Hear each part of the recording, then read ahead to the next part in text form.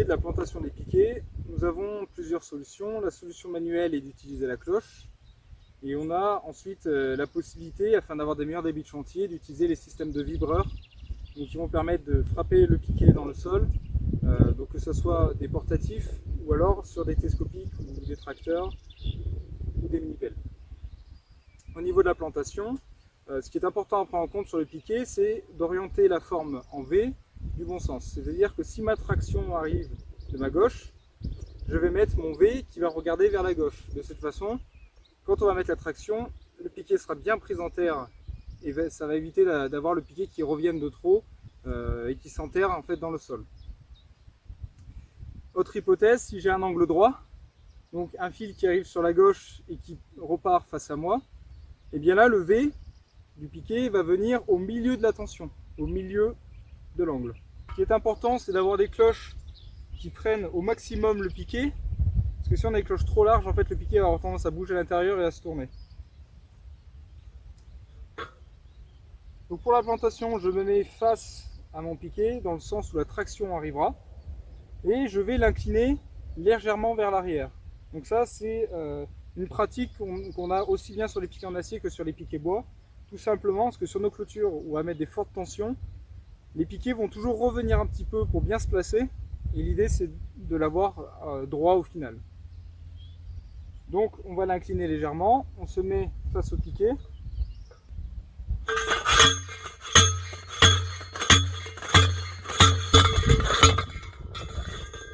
Jusqu'à ce que la cloche arrive au sol.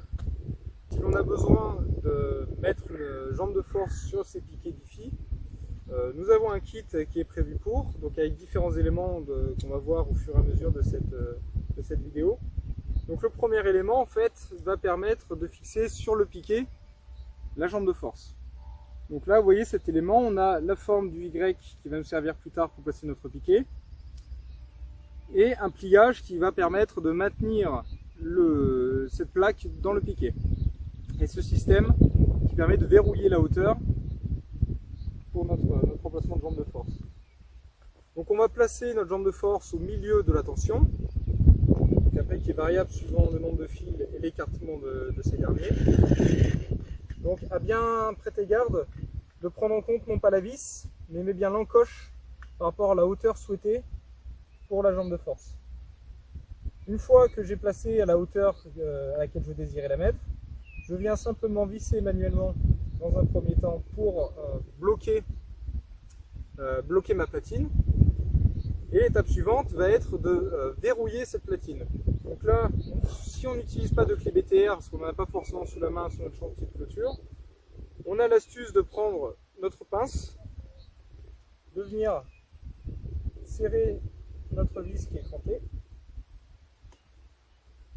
et de venir la plaquer contre le piquet, pour ne plus qu'elle bouge. Et voilà la première étape.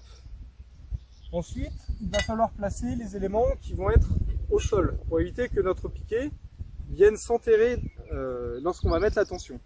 Donc là on va avoir deux éléments, on va avoir cette plaque qui va permettre également d'épouser le piquet à cet endroit, de façon à limiter et à empêcher le piquet de s'enterrer.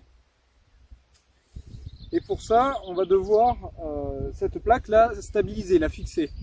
Et donc là, on va devoir la relier par un fil à utensile à notre piquet, et on va voir de quelle manière. Donc l'étape suivante va être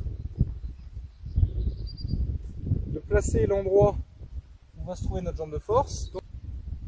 Donc avec la partie en pointe qui vient se prendre dans le bifi et dans la platine que l'on a posée tout à l'heure, et la partie, le haut du piquet, qui va venir se prendre dans notre plaque au sol, et la plaque qui va revenir en fait maintenir le piquet pour ne pas qu'il s'en aille avec la tension.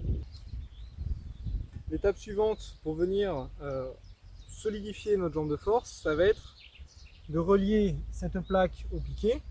Donc là on va le faire avec un fil à utensile et utiliser l'étendeur XTI afin de venir mettre la tension pour que tout se tienne. Donc je prends mon fil à utensile, bien utiliser du 2,5 dans le diamètre du fil. Donc Donc là, la première étape va être de fixer notre tendeur à notre fil.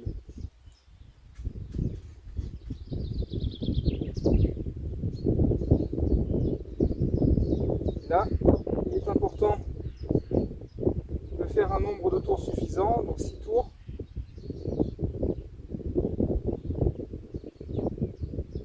Afin de résister à la traction.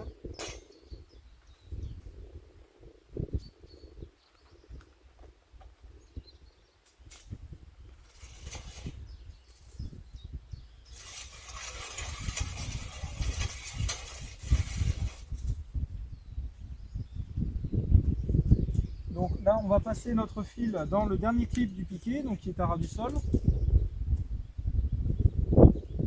Et on va devoir venir couper notre fil en ayant une longueur suffisante.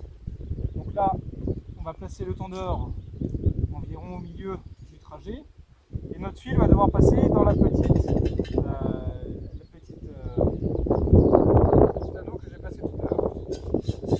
Là, à nous d'estimer plus ou moins ce qui est nécessaire.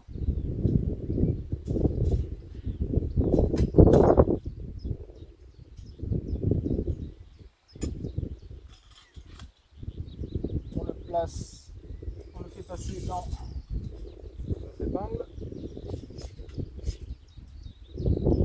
Donc là, on va venir avec notre pince plier l'extrémité pour qu'elle soit prise dans le tambour. On va avoir besoin de notre clé.